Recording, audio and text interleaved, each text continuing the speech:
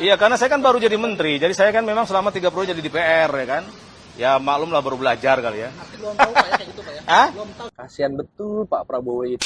Emang benar, musuh terbesarnya Pak Prabowo itu bukan negara lain atau bukan lawan politiknya, tapi menteri-menterinya sendiri.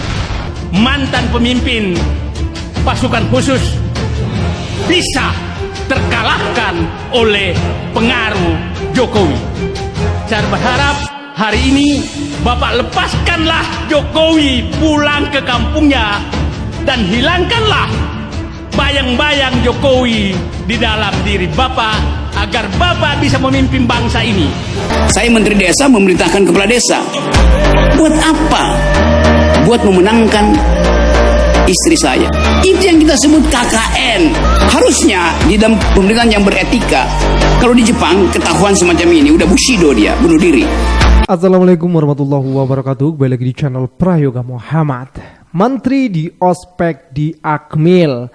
Akhirnya ya Pak Prabowo mengumpulkan para menteri memakai baju tentara dan juga tinggal di kemah-kemah untuk pengenalan lebih dalam lagi antara satu dengan yang lainnya gitu ya. Tanpa ada jarak antara atasan dan juga bawahan, semua setara. Dimana sudah beberapa hari ini para menteri kan dilantik ya, tapi ada beberapa menteri nih yang akhirnya blunder juga gitu ya. Dan para netizen pun berkomentar. Tapi sebelum kita masuk ke sana, kita bacain dulu nih ya tweetan dari Dr. Tifa. Menteri di ospek di Akmil, setuju. Saya kira ini upaya Presiden Prabowo untuk menyamakan frekuensi secepatnya dengan 100 plus anggota kabinet dan segala macam kepala badan ini dan itu, yang latar belakangnya bermacam ragam.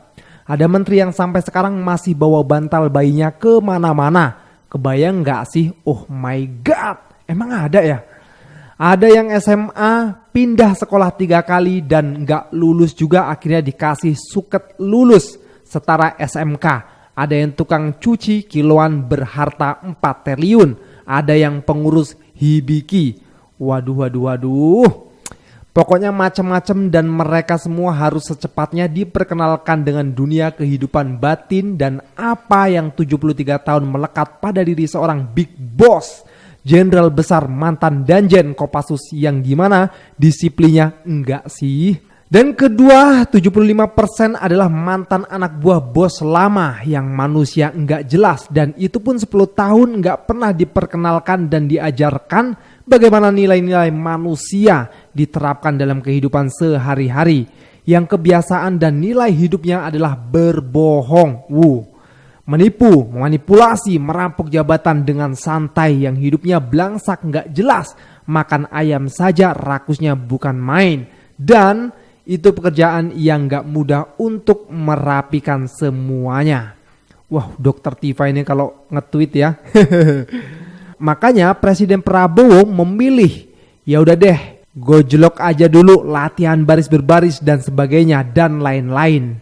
Kayaknya anak SMP, SMA zaman tahun 80-an, 90-an digojlok kakak kelasnya, dibarisin, dijemur sampai hitam dekil kayak Bahlil. Jadi ikut ngucap nih. Dan kelanjutannya cerita waktu masa SMA. Di sini kita lihat ya. Prabowo dan Gibran ikut baris berbaris di retreat Menteri Akmil Magelang. Dan di sini kita lihat semua seragamnya menggunakan seragam tentara. Wow, keren. Kita lihat komentarnya dulu guys. Dari Speedro. Pendidikan terbatas karena udah pada berumur, santai-santai pun pasti lulus. Setelah ini bawa jalan-jalan ke Nusa Kambangan dan lepas biar agak takutlah untuk berbuat salah. Wow, ide yang bagus nih ya.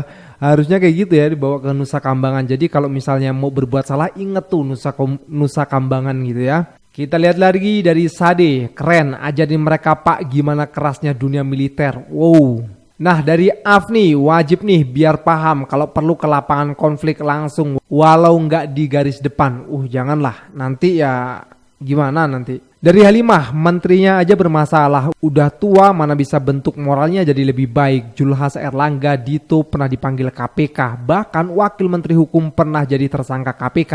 Prabowo juga mau reshuffle kabinet dia 6 bulan sekali. Masa 6 bulan sekali di ospek lagi? Ya kita tidak tahu ya ke depannya gimana. Ini maksud dan tujuan dari Pak Prabowo nantinya bagaimana, kita lihat saja dan kita ikutin. Dari Papa Zola ya, gayanya sok militeristik tapi takut dan tunduk pada Mulyono dan oligarki. Baru diancam akan dibongkar aja langsung kayak ayam sayur. Padahal saat ini dia sedang pegang kekuasaan tertinggi. Benahi dulu mental dan nyali sendiri, jangan buat gimmick ke orang lain. Loh, kok ini tulisannya hampir mirip-mirip dengan apa yang dikatakan oleh Pak Said Didu ya? Kita lihat dulu video ini. Saya menganggap Jokowi lah yang merusak semua bangsa ini. Jokowi lah yang merusak Prabowo sehingga dia lari dari pemikiran dia. Prabowo, Bapak Presiden Prabowo, pemikiran Anda saya baca dan saya ikuti, dan hampir 100% saya setuju pemikiran Anda. Tapi saya sangat sedih bahwa Bapak seorang jenderal, mantan pemimpin pasukan khusus, bisa terkalahkan oleh pengaruh Jokowi. Saya berharap hari ini Bapak lepaskanlah Jokowi pulang ke kampungnya dan hilangkanlah bayang-bayang Jokowi di dalam diri Bapak agar Bapak bisa memimpin bangsa ini. Kalau perlu, kalau memang si pupu Bapak itu mengganggu, maka rakyat Indonesia akan menyingkirkan dia dari sekitar Bapak. Bapak dan Ibu setuju? Singkirkan virus Jokowi dari sekitar penguasa negara, termasuk pupu Bapak. Itu perjuangan kita, dan kita harus menuntut seluruh pertanggungjawaban Jokowi terhadap apa yang dilakukan selama 10 tahun.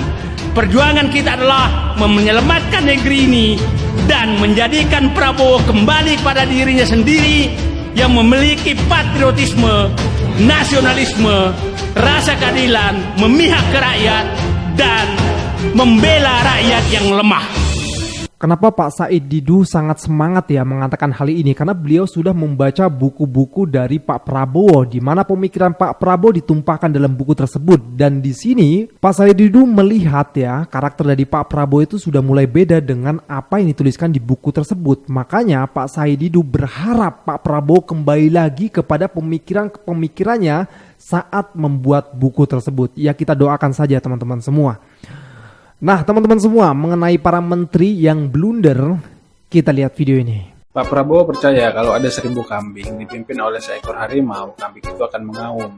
Cuman prinsip ini nggak berlaku untuk menteri-menterinya tuh sekarang. Ada menteri desa yang konyol banget nih, pakai kop menteri untuk acara pribadi. Ada menteri koordinator mengatakan tragedi 98 bukan pelanggaran HAM berat. Ada menteri HAM bukannya sibuk memikirkan gimana menyelesaikan kasus HAM, malah minta duit 20 triliun. Nah, balik ke statement awal, prinsip harimau dan kambing ini tidak berlaku di semua hal. Daripada kita sibuk membuat kambing mengaum, mending pilih harimau dari awal daripada kambing-kambing yang tetap bakal jadi kambing. Iya, karena saya kan baru jadi menteri, jadi saya kan memang selama 3 periode jadi DPR ya kan. Ya maklum lah, baru belajar kali ya. Belum tahu Pak ya kayak gitu Pak ya? Hah? Menteri Pembangunan Desa mengeluarkan surat memerintahkan para kepala desa untuk menghadiri kampanye istrinya. Apa nggak gila negeri ini? Jadi etika publik itu udah hilang. Dari awal kita bisa memahami itu. Apa motifnya? Karena mumpungisme. Mumpung ada kop surat, mumpung ada stempel menteri yang memang relevan. Tapi kalau ditanya, relevan nggak? Relevan dong. Saya menteri desa memerintahkan kepala desa. Buat apa? Buat memenangkan istri saya. Itu yang kita sebut KKN. Itu yang disebut nepotisme. Yang saya, Bambang, berupaya dari tahun 98 menghentikan KKN itu. Tapi dia lolos terus. Karena tidak ada filter. Harusnya di dalam pemerintahan yang beretika, kalau di Jepang ketahuan semacam ini udah bushido, dia bunuh diri. Kalau di Korea sama, mengundurkan diri itu. Jadi Anda bayangkan ethics itu, public ethics itu defisit. Ternyata sangat penting ya adanya etika, sangat penting sekali. Dan setelah semua ini terjadi, kita sebagai rakyat diminta untuk memaklumi karena baru belajar katanya. Percaya? Enggak lah. Dia lebih tahu lah sebenarnya. Sengaja itu Cuma karena jadi rame kayak gini, ya bingung jawabnya mau gimana, ya kan? Inilah pentingnya etik. Aduh, kita lanjut lagi guys, yang terakhir ya. Kabinet Prabowo ini malah disebut kabinet. Nah kan, gue bilang juga apa?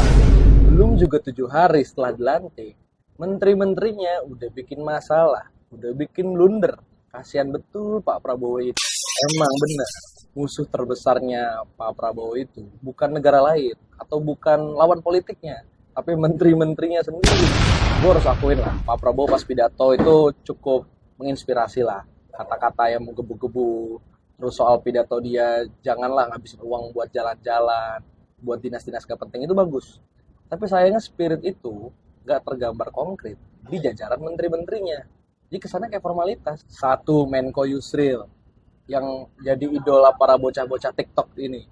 Menko Yusril bilang, tragedi 98 bukan pelanggaran HAM berat. Ini kan statementnya nir empatik banget, dikala 17 tahun lebih, 800 lebih kali aksi Kamisan setiap hari Kamis berdiri di depan istana nuntut soal keadilan korban-korban pelanggaran HAM, mereka-mereka yang diculik. Bahkan Komnas HAM bilang bahwa 98 itu ya pelanggaran HAM berat. Bahkan Jokowi 2023 juga udah ngakuin kok tragedi 98 adalah pelanggaran HAM berat. Kenapa Menko Yusril malah seakan-akan masang badan buat Prabowo sih? Padahal ya kan Prabowo juga nggak pernah minta untuk diungkit-ungkit lagi soal HAM. Yang kedua, Menteri Desa Yandri Susanto yang malah menggunakan kop surat ke Mendes untuk acara pribadi.